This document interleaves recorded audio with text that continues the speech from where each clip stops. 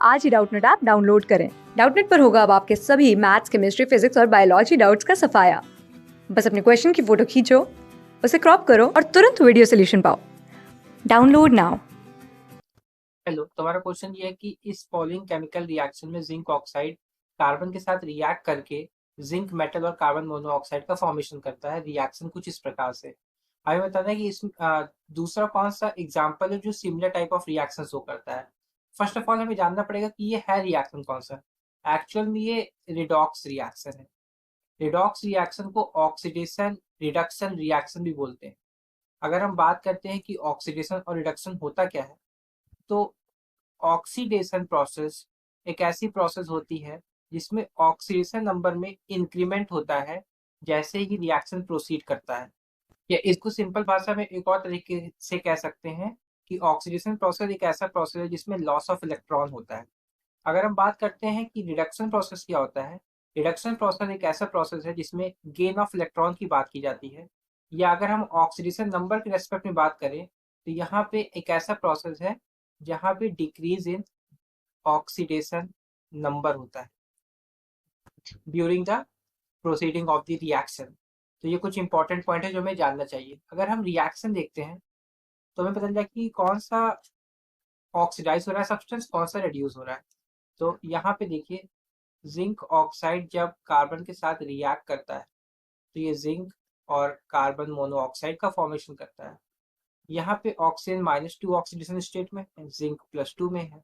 यहाँ पे carbon 0 oxidation state में है, यहाँ पे जिंक 0 ऑक्सीडेशन स्टेट में है। कार्बन मोनोऑक्साइड का ऑक्सीजन -2 में है एंड कार्बन जो है वो +2 में है। तो हम आसानी से देख सकते हैं यहाँ से कि जो है कार्बन जो है वो चेंज हो रहा है 0 से +2 ऑक्सीडेशन स्टेट में। मतलब इंक्रीमेंट हो रहा है किसमें?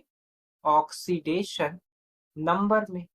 तो यहाँ से हम आसानी से कह सकते हैं कि carbon is getting oxidise to carbon monoxide, क्योंकि इस केस में कार्बन का ऑक्सीडेशन नंबर जो है वो बढ़ रहा है। अगर हम बात करते हैं जिंक की, तो यहाँ पे जिंक जो है वो +2 में है और यहाँ पे जिंक जो है वो 0 में है। तो यहाँ से +2 से 0 में कन्वर्ट हो रहा है। दैट इज यहाँ पे डिक्रीमेंट है किसमें? ऑक्सीडेशन नंबर में। तो हम यहाँ से कह सकते हैं कि zinc oxide is getting reduced to zinc. तो यहाँ पे ऑक्सीडेशन और रिडक्शन प्रोसेस हो रहा है। हमें चेक करना है कि इस रिएक्शन में redox process that is oxidation और रिडक्शन प्रोसेस हो रहा है। इस प्रोसेस में देखो तो यहाँ पे AgCl जो है वो सनलाइट की उपस्थिति में डिकम्पोज हो रहा है, इसीलिए इसको डिकम्पोजिशन रिएक्शन कहते हैं, जिसमें एक सिंगल प्रोडक्ट जो होता है वो डिकम्पोज हो जाता है एक या एक से अधिक सिंपल प्रोडक्ट्स में। तो ये तो डिकम्पोजिशन रिएक्शन का एग्जांपल है। हमें तो रिडॉक्स चेक करना है। इस केस में देखिए यहाँ पे कॉपर है, कॉपर ने रिप्लेस कर दिया किसको? सिल्वर को। किसमें? सिल्वर नाइट्रेट सोल्यूशन में से। तो इसको हम लोग कहते हैं डिस्प्लेसमेंट रिएक्शन, जिसमें एक एलिमेंट, एक एक्टिव एलिमेंट डिस्प्लेस कर देता है दूसरे लेस एक्टिव एलिमेंट को उसके सॉल्ट सोल्यूशन से। तो ये भी आंसर नहीं होगा। अगर हम चेक करते हैं, कार्बन रिएक्ट कर रहा है ऑक्सीजन के साथ तो कार्बन डाइऑक्साइड बना रहा है। इस केस में सिंपली ये आपका कॉम्बिनेशन रिएक्शन है। कॉम्बिनेशन रिएक्शन में एक या एक से अधिक रिएक्टेंट्स कंबाइन करते हैं और आपका प्रोडक्ट का फॉर्मेशन करते हैं। जैसे यहाँ पे कार्बन और ऑक्सीजन दो रिएक्टेंट्स हैं और ये सिंगल प्रोडक्ट का फॉर्मेशन कर रहा है, तो इस प्रकार से इसको कॉम्बिनेशन रिएक्शन कहते हैं। अगर हम चेक करते हैं अपना फोर्थ ऑप्शन, इसको क्लियरली लिखते हैं। फोर्थ में क्या है? कॉपर ऑक्साइड जब रिएक्ट कर रहा है हाइड्रोजन गैस के साथ तो वो कॉपर एज एन मेटल इसके साथ साथ वाटर का फॉर्मेशन कर रहा है। अब इसमें देखिए ध्यान से, कॉपर ऑक्साइड में ऑक्सीजन जो है वो -2 में है, कॉपर जो है +2 में है। यहाँ पे कॉपर सिंपल स्टेट में है तो वो 0 में है। यहाँ पे हाइड्रोजन गैस का हाइड्रोजन एटम 0 में है। यहाँ पे अगर हम निकालना चाहें ऑक्सीडेशन स्टेट, सपोज करिए x जो है वो ऑक्सीडेशन स्टेट है हाइड्रोजन की, तो यहाँ पे 2 हाइड्रोजन है तो 2x हो जाएगा। और हम जानते हैं कि -2 है वो ऑक्सीडेशन स्टेट होता है ऑक्सीजन का, और ओवरऑल मॉलिक्यूल न्यूट्रल है तो वो 0 के बराबर हो जाएगा। तो यहाँ से हम आसानी से कह सकते हैं कि x की वैल्यू +1 आएगी।